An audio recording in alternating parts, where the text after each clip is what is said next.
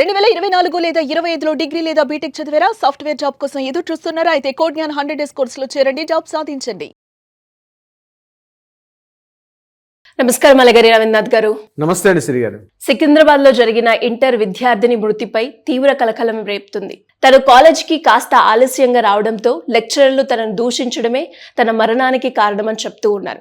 ఇంతకీ ఏం జరిగింది? దీనికి సంబంధించిన లేటెస్ట్ అప్డేట్స్ ఏంటి సార్? సికింద్రాబాద్ మారడపల్లి దగ్గరలో ఉన్నటువంటి రాజా రామ్మోహన్ రావు ఉన్నటువంటి కాలేజ్, ఆ కాలేజీలో ఇంటర్ బైపీసీ చదువుతున్నటువంటి ఈ వర్షిణి అన్నటువంటి అమ్మాయి క్లాస్లో కాస్త టాపర్గానే ఉండేది. అయితే టాపర్గా ఉన్నటువంటి స్టూడెంట్ రాబోయే ఇప్పుడు ఫిబ్రవరి 23 నుంచి కూడా ఇంటర్ ఎగ్జామ్స్ జరగబోతున్నాయి. ఆ ఎగ్జామ్స్కి ప్రిపేర్ అవుతుంది. సో ప్రీ ఎగ్జామ్స్ అని చెప్పి ఇప్పుడు నిన్న జనవరి 3వ తారీఖు నుంచి కూడా కాలేజీలో ఎగ్జామ్స్ కండక్ట్ చేస్తున్నారు. ప్రీ ఫైనల్ ఎగ్జామ్స్ అని అన్ని చోట్ల కూడా కండక్ట్ చేస్తారు. సో ఈ ప్రీ ఫైనల్ ఎగ్జామ్స్కి అమ్మాయి కూడా ప్రిపేర్ అవుతుంది. క్లాసులో ఇప్పటివరకు కూడా ఇంతకుముందు అనేక జరిగిన ఎగ్జామ్స్లో కూడా ఈ అమ్మాయి టాపర్గా ఉండడం, అది ఆ విషయం ఆ ఫ్రెండ్స్ చెప్తూ ఉన్నారు. అయితే దీనికి సంబంధించి గడిచిన 2 రోజులుగా ఎగ్జామ్స్ అవుతుంటే నిన్న జరిగినటువంటి ఎగ్జామ్లో ఆ అమ్మాయి కాస్త కాలేజీకి లేటుగా వెళ్తే అక్కడ ఉన్నటువంటి ఇంగ్లీష్ లెక్చరర్, అదేవిధంగా ఫిజిక్స్ లెక్చరర్ ఆ అమ్మాయిని ఎగ్జామ్ టైం అయిపోయిన తర్వాత లేటుగా వచ్చారనే విషయంతో కాస్త మందలించడంతో పాటు ఆ ఎగ్జామ్ హాల్లోకి తనకి ఎలా చేయకపోతే కాస్త తిట్టారు, గట్టిగా మందలించడం కూడా కాస్త అబ్యూజ్గా తిట్టారని చెప్పి కూడా మనకు వార్తలు వినిపిస్తున్నాయి. సో దీన్ని ఆసరాగా చేసుకుని అమ్మాయి కాస్త మెంటల్గా చాలా డిప్రెషన్కి లోనైపోయింది.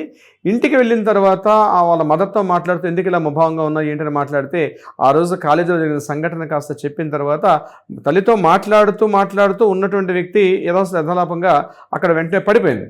ఇమ్మీడియట్గా దగ్గరలో ఉన్న హాస్పిటల్ తీసుకెళ్ళి చూపిస్తే బ్లడ్ క్లాట్ అయిపోయింది. అందువల్ల ఆమెకి శ్వాస అందకుండా చనిపోయిందని చెప్పి డాక్టర్లు ధృవీకరించినట్టుగా కూడా తెలుస్తుంది. సో కాలేజీలో ఉదయం పూట జరిగినటువంటి ఈ లెక్చరర్స్, ఇంగ్లీష్ లెక్చరర్ అదేవిధంగా ఫిజిక్స్ లెక్చరర్ అయినటువంటి వాళ్ళిద్దరు గట్టిగా మందలించడం వల్ల చాలా నిరాశకు లోనైంది. ముఖ్యంగా క్లాసులో టాపర్గా నిలిచినటువంటి అమ్మాయి కూడా కొంత మెంటల్ డిప్రెషన్కి లోనయ్యి, అది అంటే ఇంటర్ విద్యార్థి అంటే సుమారుగా 16-17 ఏళ్ళు ఉన్నటువంటి ఒక అమ్మాయి దాన్ని తను డైజెస్ట్ చేసుకోలేక కేవలం ఆ ఒక కారణంతో చనిపోయిందని చెప్పి నిన్న ఆ కాలేజీ ఎదుట ముఖ్యంగా వాళ్ళ బంధువులు మిత్రులందరూ కూడా వెళ్ళి కాలేజీ ముందర బయట ఇంచుగా ధర్నాకి దిగడం, పోలీసులు వెంటనే రంగంలోకి ప్రవేశించి అక్కడ ఉన్నటువంటి ఎవరైతే అనుమతి లేకుండా ధర్నా చేస్తున్న వాళ్ళ మీద కూడా కొన్ని కేసులు పెట్టారు. ఆ మొత్తం అందరినీ కూడా చెల్లాచెల్లి చేసి ఆ మృతదేహాన్ని అక్కడ పెట్టుకొని వాళ్ళు గట్టిగా గొడవ చేస్తుంటే ఆ బాడీని తీసుకుని కూడా గాంధీ హాస్పిటల్ మార్చి తీసుకెళ్లారు. గాంధీ హాస్పిటల్ కూడా శవ పంచనామా చేసినట్టుగా కూడా తెలుస్తుంది. ఇది యాక్చువల్గా జరిగినటువంటి మనకు అందిన ఇన్ఫర్మేషన్ ప్రకారం, మనకు తెలిసిన విషయం ప్రకారం ఇది జరిగింది యాక్చువల్గా కాలేజీలో. అయితే ఇక్కడ వర్షిణి ఏం జరిగింది, కాలేజీలో ఆత్మహత్య చేసుకుందా లేదా వర్షిణి కేవలం కాలేజీ లెక్చరర్స్ మందలింపుకి గురయ్యి తను మెంటల్గా డిప్రెషన్కి లోనే చనిపోయింది. ఆ తర్వాత పోలీసుల యొక్క విచారణలో కూడా తెలిసే అవకాశం ఉంటుంది. లీగల్ పరంగా వాళ్ళ పేరెంట్స్ ఎవరైనా కూడా చర్యలు తీసుకోవాలి అంటే ఏ విధంగా ఉంటుంది సార్? తప్పనిసరిగా దీనికి మానసిక వేధింపులు అని ఉంటుంది. అంటే అవమానకరంగా మాట్లాడడం, అబ్యూజ్గా తిట్టడం, ఇవన్నీ కారణాలుగా మనం చూపిస్తూ సెక్షన్ 304A అన్నటువంటి సెక్షన్ ఇంపోజ్ చేసే అవకాశం ఉంటుంది. అంటే విపరీతంగా వేధింపులు గురి చేస్తూ ఆ అమ్మాయిని అబ్యూజ్గా తిట్టడం కానీ అది నిజమైన కారణం అనేది కూడా రేపు ప్రాసిక్యూషన్లో అక్కడ కోర్టులో కూడా ఆర్గ్యుమెంట్ జరిగేటప్పుడు బలమైన కారణంగా చూపించాల్సిన పరిస్థితి కూడా వస్తుంది. ముఖ్యంగా ఈ కేసుకు సంబంధించి మెడికల్ పోస్ట్ మార్టం రిపోర్ట్ చాలా ఇంపార్టెంట్. అసలు మార్నింగ్ కాలేజీకి వెళ్ళినప్పటి నుంచి ఆమె ఇంటికి మరలా వచ్చి వాళ్ళ మదర్తో మాట్లాడుతూ చనిపోయిన ఆ ఎంటైర్ టైం లైన్లో ఏం జరిగింది అనే విషయం కూడా చాలా ఇంపార్టెంట్. ప్రతి పాయింట్ ఈ ప్రాసిక్యూషన్ జరిగేటప్పుడు విషయం. అయితే ఈ 304 సెక్షన్ ఏదైతే ఉందో దీనికి మ్యాక్సిమం విధించే శిక్ష కూడా 2 years లోపు ఉంటుంది. దీన్ని పోలీసులు అరెస్ట్ చేసి దాన్ని అరెస్ట్ చూపిస్తారు, తర్వాత బెయిల్ కూడా వచ్చే అవకాశం ఉంటుంది. ఇది ఒక కారణం. ఇది కాకుండా ఆమె మీద 503, 506 అంటే ఆత్మహత్యకు, ఒకవేళ ఆత్మహత్య జరిగినట్టుగా మనకి ఏమైనా పోలీసు నిర్ధారణ జరిగితే ఆత్మహత్యకు ప్రేరేపించిన కారణాలు అయితే అది 503, అదేవిధంగా 506 ఈ సెక్షన్స్ కూడా ఇంపోజ్ అయ్యే అవకాశం కూడా ఉంటుంది. అంత ఆత్మహత్యకు ప్రేరేపించే విధంగా ఉండడం. ఇక్కడ మనకి అందుతున్నటువంటి న్యూస్ ప్రకారం చేస్తే ఆ అమ్మాయి కేవలం లెక్చరర్స్ యొక్క గట్టిగా మందలించడంతో తను డైజెస్ట్ చేసుకోలేక, ముఖ్యంగా తన క్లాస్మేట్స్, తన ఫ్రెండ్స్ అందరి దగ్గర చాలా ఇన్సల్ట్గా ఫీల్ అయ్యి తను ఓన్ చేసుకోలేక, ఇది తను మైండ్లో తనకు ఒక బ్లడ్ క్లాట్ అవడానికి అదే ప్రధాన కారణమైంది అన్నట్టుగా మనకు వార్తలు వినిపిస్తున్నాయి.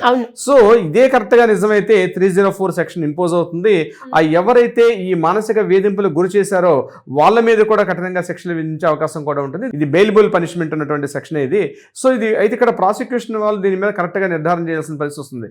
ఏదేమైనప్పుడు కూడా ఆ తల్లిదండ్రులకు మాత్రం తీరని నోటుగా చెప్పుకోవచ్చు. ఎందుకంటే 16-17 ఏళ్ళు పెంచినటువంటి ఒక అమ్మాయి అర్ధాంతరంగా తమ కళ్ళ ముందే తను చాలించిన అనుభవించడం ఉంది ఏ తల్లిదండ్రులు కూడా డైజెస్ట్ చేసుకోలేరు. ఎంతో బంగారు భవిష్యత్తు ఉన్నటువంటి అమ్మాయి ఇట్లా జరగడం.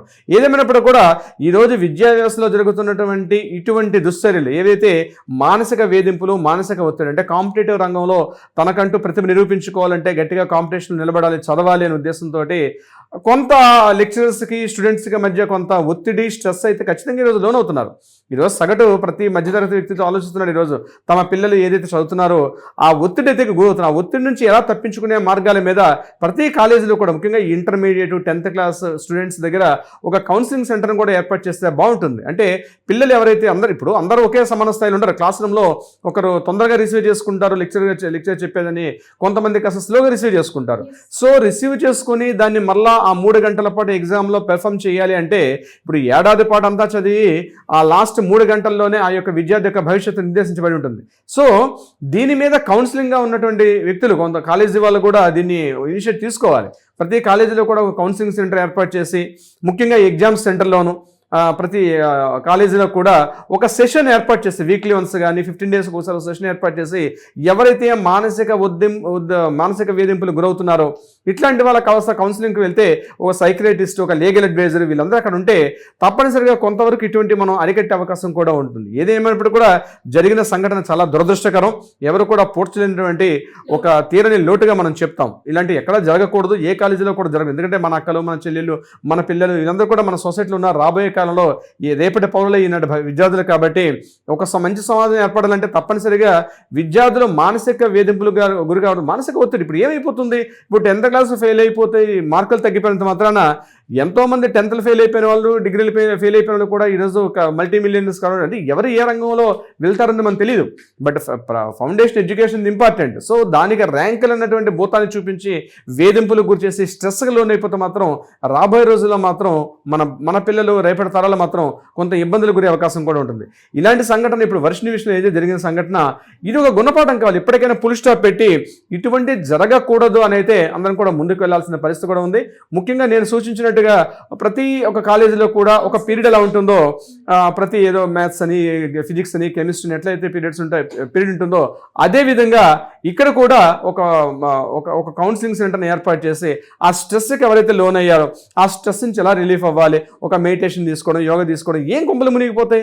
దానికోసం పెద్దగా అంత డెప్త్గా వెళ్ళి ఆలోచించి బ్లడ్ క్లాట్ అయిపోయి, అంటే మనకంత ఇన్ఫర్మేషన్ ప్రకారం నిజానిజాలంది పోలీసుల యొక్క దర్యాప్తులో, విచారణలో తెలిసే అవకాశం కూడా ఉంటుంది. సో ఏదేమైనప్పుడు కూడా జరిగిన సంఘటన దురదృష్టకరం. ఇట్లాంటి జరగకూడదని ఆశిద్దాం. సిరి గారు, అంటే ఒక స్టేబుల్ గా బ్యాలెన్స్ గా ముందుకు వెళ్ళాలి అంటే కౌన్సిలింగ్ సెషన్ అనేది యాజ్ ఎ మెంటర్ గా వాళ్ళకి, స్టూడెంట్స్ కి కూడా అవసరం ప్రజెంట్ ఉన్న సిచ్యువేషన్ లో అని అర్థమవుతూ ఉంది. Anyways, great information. Thank you so much. Thank you so much Siri గారు.